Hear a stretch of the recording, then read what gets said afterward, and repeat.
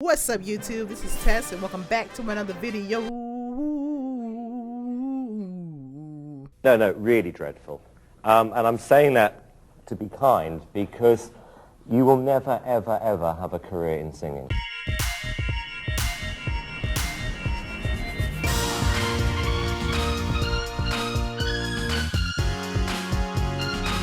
Okay, first off, I know I haven't given y'all a proper Happy New Year's greeting, so welcome to 2021. Yay!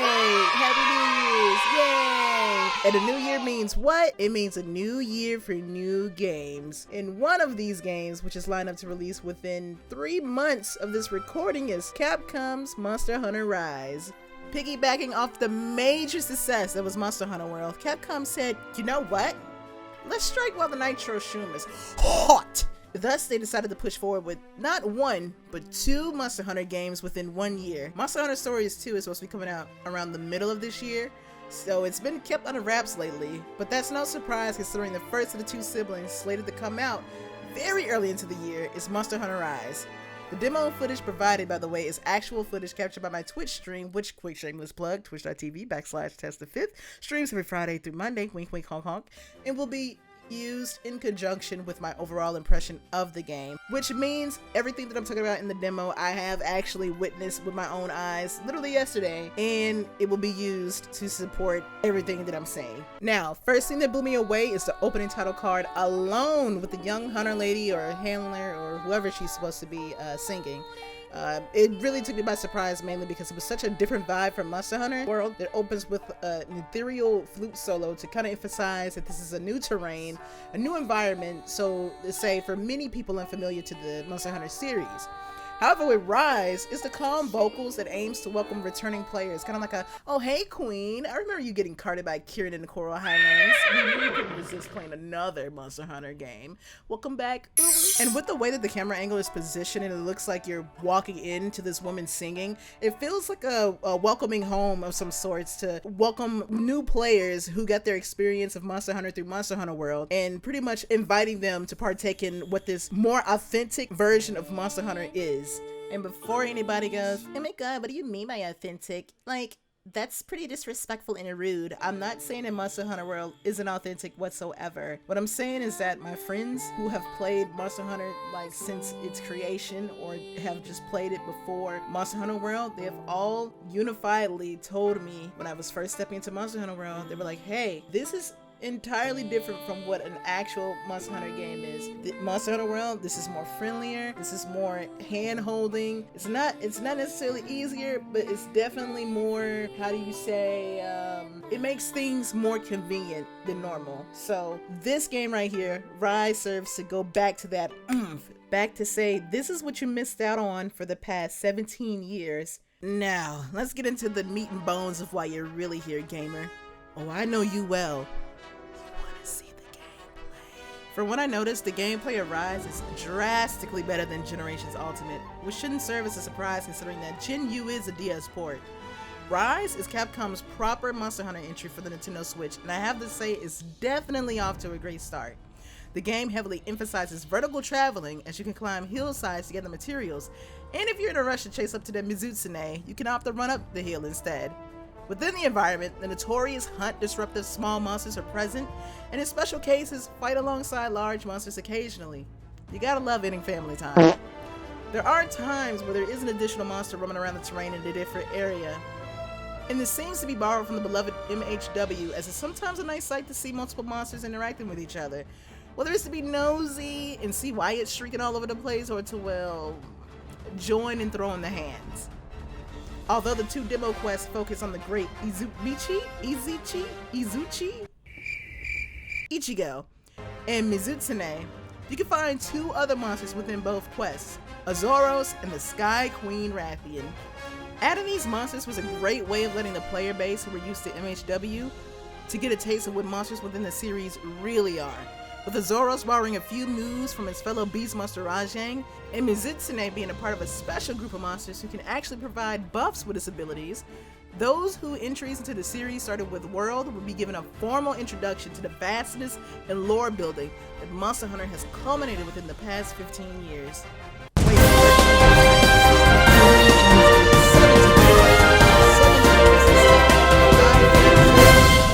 news at 11.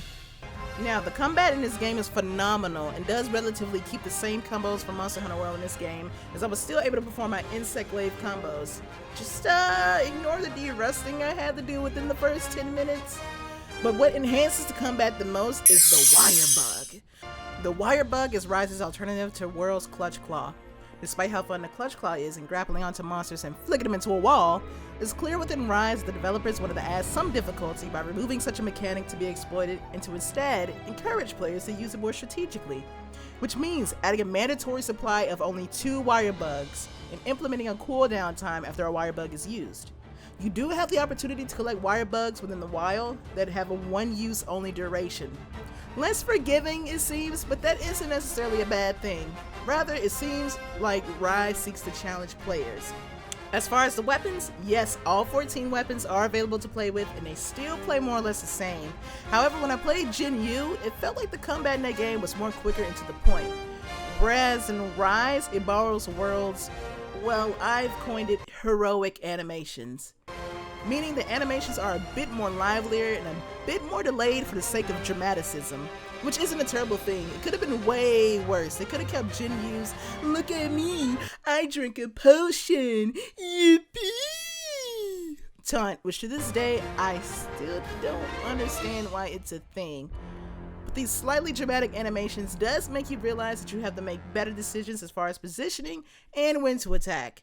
So I wouldn't label it a deal breaker because again, it's better than celebrating you drinking your potion juicies without spilling any on your shirt. I still don't get it. Why is that a thing? Now, some issues that I noticed with the game is that there are some frame drops, but I wouldn't necessarily fault that to Rise itself. It would probably be more of a Switch issue. I have the original Nintendo Switch, so I'm not enraged or I'm gonna drop my rating for the demo. Since the issue is more than likely stemming from my Switch model. That being said, if anybody watching this has the newer Switch model with the new processor and has played the Rise demo, please feel free to leave a comment down below detailing your performance and the experience. I would definitely love to know if the newer processor does indeed make a difference with stabilizing frame drops, because let me remind y'all, these 2 missions did not have any Elder Dragons whatsoever, or notorious gigantic sized monsters like Devil Joe who are just thick on top of thick.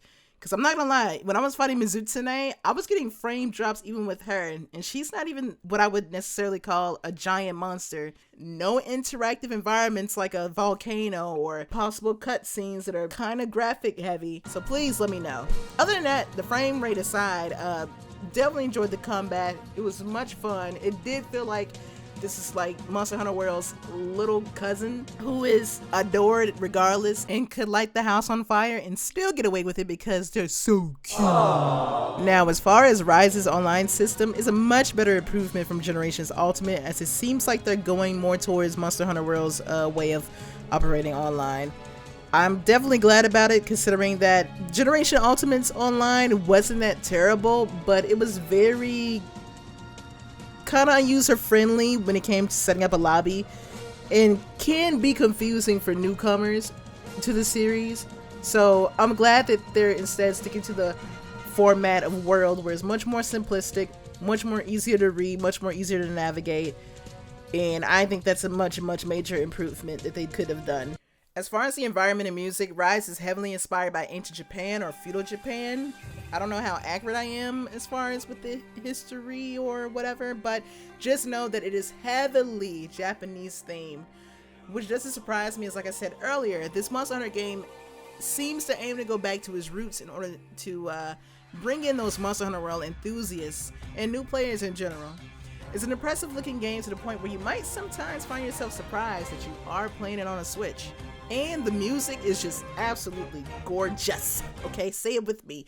Gorgeous. Okay, like you can definitely hear again, I hope I'm not getting the terminology wrong. It's definitely got that mysticalism vibe to it, with like traditional instruments like koto and the flute being very prevalent elements within the soundtrack. And to be honest, it's funny talking about this since it's a Capcom game, because it's another Capcom game that brings in similar music to this, and it has to do with the fact that the characters within this series are spirit mediums. I wonder what such a prolific and iconic game could be that Capcom has also made that deals with spirit mediums. Is it Long Island medium? But that is my overall thoughts on the demo thus far. I enjoyed all of the monster fights and had such a blast playing with my friends and trying out some of the weapons I picked up during my Monster Hunter World stint.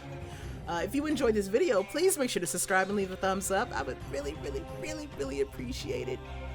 It would show that you like me. You really like me. If you want to interact with me outside of YouTube, you can find me on Twitter and Instagram at Testa5th, and I also do have a Discord server where I usually hang out with my community, whether it's playing games or watching anime or movies. So please don't make yourself a stranger. I like to get to know each and every one of you guys, and also bond over our mutual love for video games and probably hentai.